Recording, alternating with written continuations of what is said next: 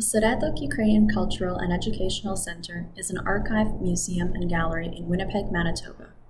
We were hired through the Young Canada Works program to help with the cataloging of the Ukrainian Women's Organization of Canada Fund and those of Stephania Bubniak and Halia Charney, important members of that organization within the community. We hope that our efforts assist future researchers and other interested parties access the important information within the Oseredok archive. These collections are valuable for researchers in women's studies, gender studies, and Ukrainian studies. The process of cataloging these documents is a repetitive one, which requires dedication and focus. Personally, I've learned a lot about organization, self-motivation, and self-dedication. This is a good job for people interested in Ukrainian history and culture. I was paired with a mentor who provided me with information on the subject matter and general guidance on the project. I also worked with an archivist who was able to explain and help me with the actual process. To organize these collections, we divided the documents into broad series and then into more specific folders. I divided the Bubniak and Charney materials into series such as biographical, correspondence, and articles. Within the fonts, there are items such as personal letters, greeting cards, meeting minutes of Жіночий світ, photos, and many draft articles written by Bubniak and published pieces by Charney. Stephania Bubniak was born in Galicia, became a teacher in 1920, and arrived in Canada in 1926. In 1927, she became a member of the Ukrainian Women's Association of Canada, and in 1930 she joined a group that later became the Ukrainian Women's Organization of Canada, UWOC or OUG. Bubniak also served as a member of the first national executive and then as editor of Жіночий світ, Women's World magazine, the organ of UWOC from 1951 to 1973. She also represented UWOC on the national executive of Ukrainian Canadian Congress. Bubniak wrote many articles published in Український голос, Ukrainian Voice, Новий шлях, New Pathway, and Жіночий світ, Women's World.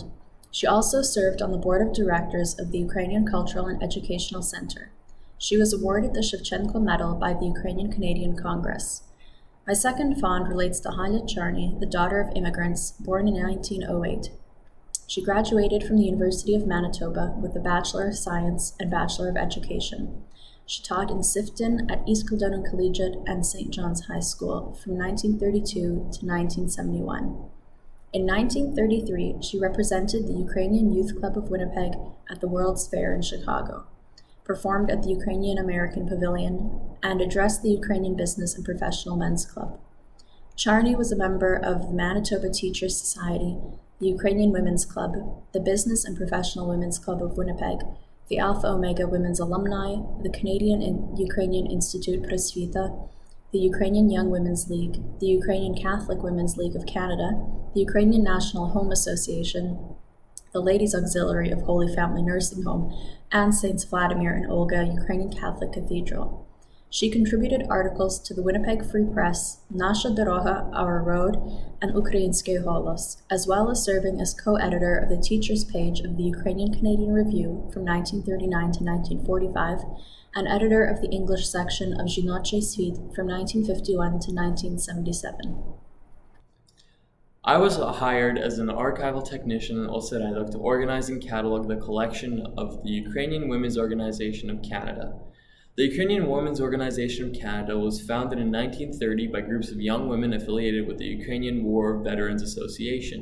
In 1932, UWOC became an independent organization within the system of the Ukrainian National Federation of Canada.